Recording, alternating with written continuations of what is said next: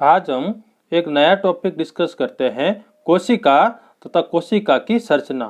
कोशिका सजीवों की संरचनात्मक व क्रियात्मक इकाई होती है जो एक पारगम्य झिल्ली से घिरी होती है तथा कोशिका की मुख्य विशेषता यह होती है कि उसमें स्वतः जनन की क्षमता पाई जाती है। कोशिका तथा कोशिकांगों का अध्ययन साइटोलॉजी या वर्तमान में सेल बायोलॉजी कहलाता है। कोशिका की खोज सन 1665 में रॉबर्ट हुक ने की थी। उनकी किताब माइक्रोग्राफिया में सर्वप्रथम कोशिका का उल्लेख किया गया था, लेकिन सर्वप्रथम जीवित कोशिका की खोज 1674 में ल्यूवेनहॉक ने गंदे जल में एक जीव देखे थे।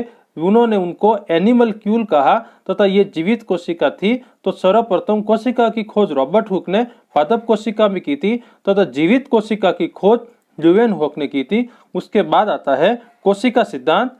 जर्मन वैज्ञानिक श्रीडेन तथा स्वान ने कोशिका सिद्धांत दिया था। इनके अनुसार प्राणी तथा पौधों के शरीर कोशिका से मिलकर बने होते हैं तथा कोशिका जीवों की संरचनात्मक व क्रियात्मक इकाई होती है।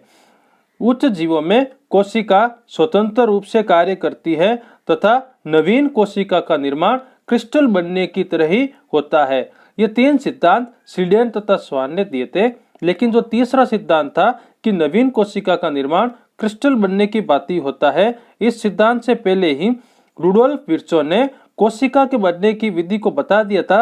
अतः यह सिद्धांत अपवाद के रूप में आ गया, क्योंकि सन 1858 में विर्चो ने कोशिका का निर्माण पूर्ववर्ती कोशिका से होता है और इन्होंने कहा था, स्लेडेन तथा स्वान ने, कि कोशिका का निर्माण क्रिस्टल बनने की बात ही होता है। लेकिन रुडोल्फ विर्चो ने कहा था कि कोशिका का निर्माण पूर्ववर्ती कोशिका से होता है तथा क्रिस्टल व कोशिका बनने की विधियां जो है वो अलग अलग है। अतः कोशिका सिद्धांत का जो तीसरा नियम था वो अपवाद में चला गया तथा रुडोल्फ विर्चो ने कहा था ओमिनिस सेलुलिई सेलुला। देखिए, ओमिनिस सेलुलिई सेलुला मतलब कोशिका का निर्माण पूर्ववर्ती कोशिका से होता है। उसके बाद आधुनिक कोशिका सिद्धांत दिया गया, जो कि परकिंजे, विर्चो, रेमार्क, वॉन मॉल और नेजेली ने मिलकर दिया था। इस सिद्धांत को आधुनिक कोशिका सिद्धांत कहते हैं। इस सिद्धांत के अनुसार कोशिका सभी सजीवों की रचनात्मक इकाई होती है। सभी जीवधारी एक कोशिका के रूप में जीवन प्रारंभ करते हैं तथा प्रत्येक कोशिका पूर्ववर्ती कोशिका से उत्पन्न होती है। देखिए, प्रत्येक कोशिका का निर्माण पूर्ववर्ती कोशिका से ही होती है तथा ये सिद्धांत किसने दिया था? रुडोल्फ विर्चो ने। उन्होंने एक जर्मन शब्द दिया था, ओमनिस ई सेलुलाए सेलुली। आगे देखते हैं, कोशिका जीवों की आनुवांशिक इकाई होती है, लेकिन कोशिका सिद्धांत के अपवाद भी है, जिसका मुख्य अपवाद है वायरस, क्योंकि इसमें प्लाज्मा झिल्ली नहीं पाई जाती, कोशिका द्रव्य नहीं पाए जाते तथा वायरस में उपापचयी क्रियाएं नहीं होती है तथा उपापचयी क्रियाओं के एंजाइम भी नहीं पाए जाते हैं तथा वायरस पहले निर्जीव होता है तथा यह परपोषी कोशिका में जाने के बाद ही जीवित होता है। अतः वायरस सजीव व निर्जीव के बीच की योजक कड़ी होता है। वायरस सजीव व निर्जीव के बीच की योजक कड़ी होता है। आगे बात करते हैं कोशिका की आकृति की। कोशिका की आकृति 15 से 100 माइक्रोन तक हो सकती है, जिसमें सबसे छोटी कोशिका माइकोप्लाज्मा है जो 0.1 माइक्रोन की है तथा सबसे बड़ी कोशिका शुतुरमुर्ग का अंडा है जो 15 सेंटीमीटर की है। सबसे लंबी पादप कोशिका एसिटाबुलेरिया है जो 10 सेंटीमीटर तक की होती है तथा कोशिका का जो आकार है वो गोलाकार हो सकता है, बहुभुजी हो सकता है, ताराकार हो सकता है, बहुपार्श्वी हो सकता है, कैसा भी हो सकता है। लेकिन कुछ कोशिकाएं ऐसे होती हैं जो अपना आकार निरंतर चेंज करती रहती है, जिसे प्लियोमॉर्फिक कहते हैं। प्लियोमॉर्फिक वे कोशिका जो अपना आकार निरंतर परिवर्तन करती है, जिसका उदाहरण है माइकोप्लाज्मा और अमीबा। माइकोप्लाज्मा को जोकर ऑफ प्लांट किंगडम भी कहते हैं। माइकोप्लाज्मा को जोकर ऑफ प्लांट किंगडम, पादप जगत का जोकर कहा जाता है, क्योंकि यह अपनी आकृति में बार बार परिवर्तन करता है तथा माइकोप्लाज्मा सबसे छोटी कोशिका होती है।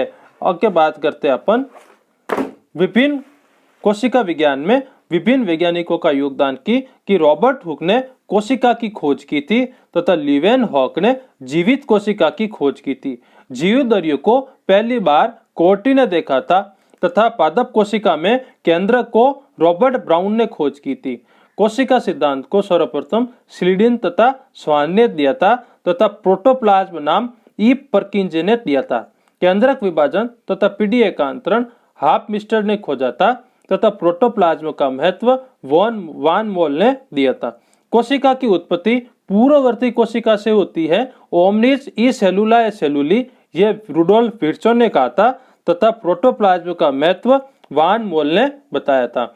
आगे देखो आप, जीवित द्रव्य का जो सिद्धांत है प्रोटोप्लाज्म थ्योरी, वो डी बेरी मैक्सुल्ज ने दिया था तथा प्लास्टिक शब्द लवक शब्द का जो लवक है वो लवक शब्द का सबसे प्रथम उपयोग अर्नेस्ट हैकल ने किया था, यानी लवक की खोज किसने की? हैकल ने की थी। न्यूक्लिक अम्ल को सर्वप्रथम न्यूक्लिन नाम दिया तथा न्यूक्लिक अम्ल को पहचाना था फ्रेडरिक मिशर ने। पहले इसका नाम न्यूक्लिन था, उसके बाद इसका न्यूक्लिक एसिड नाम दिया गया। आगे देखिए, वाल्टर फ्लेमिंग ने समसूत्री विभाजन की खोज की थी, माइटोसिस की खोज की थी। ये स्ट्रासबर्गर ने प्लाज्मोडेस्माटा नाम दिया था, जो दो पादप कोशिकाओं को चिपकाए रखने का कार्य करता है। आगे देखिए, सिम्पर ने हरित लवक शब्द दिया, क्लोरोप्लास्ट शब्द सिम्पर ने दिया था। अल्टमैन ने माइटोकॉन्ड्रिया को खोजा था तथा उसने बायोप्लास्ट नाम दिया था। अल्टमैन ने माइटोकॉन्ड्रिया को बायोप्लास्ट कहा था। उसके बाद बेंडा ने माइटोकॉन्ड्रिया नाम दिया था। वाल्डेयर ने गुणसूत्र शब्द दिया, यानी गुणसूत्रों की खोज वाल्डेयर ने की थी।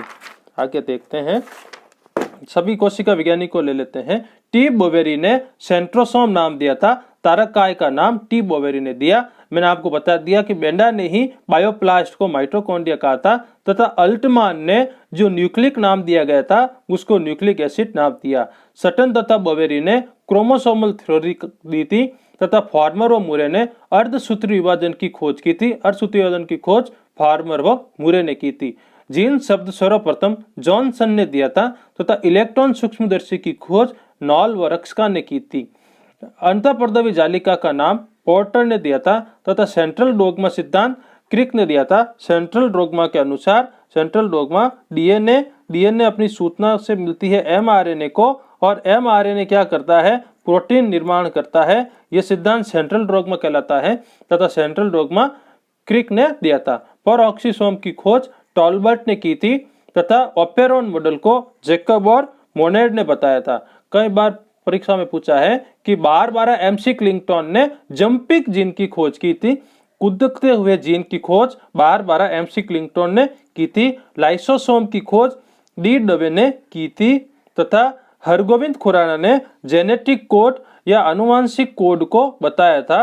यह भारतीय वैज्ञानिक है तथा पेलेड ने राइबोसोम नाम दिए थे, जो कि राइबोसोम मुख्यतया प्रोटीन फैक्ट्री कहलाते हैं। राइबोसोम प्रोटीन फैक्ट्री कहलाते हैं तथा कोशिका का सबसे छोटा कोशिकांग कौन है? राइबोसोम है। कोशिका का सबसे बड़ा कोशिकांग कौन है? केंद्रक है। तथा कोशिका का सबसे छोटा कोशिकांग कौन है? राइबोसोम। राइबोसोम की खोज किसने की? पेलाडे ने। तो राइबोसोम को क्या कहते हैं अपन? प्रोटीन फैक्ट्री करते हैं। अगले वीडियो में मैं आपको कोशिका की संरचना बताऊंगा। यह आपको वीडियो कैसा लगा? लाइक कीजिए, शेयर कीजिए और सब्सक्राइब कीजिए।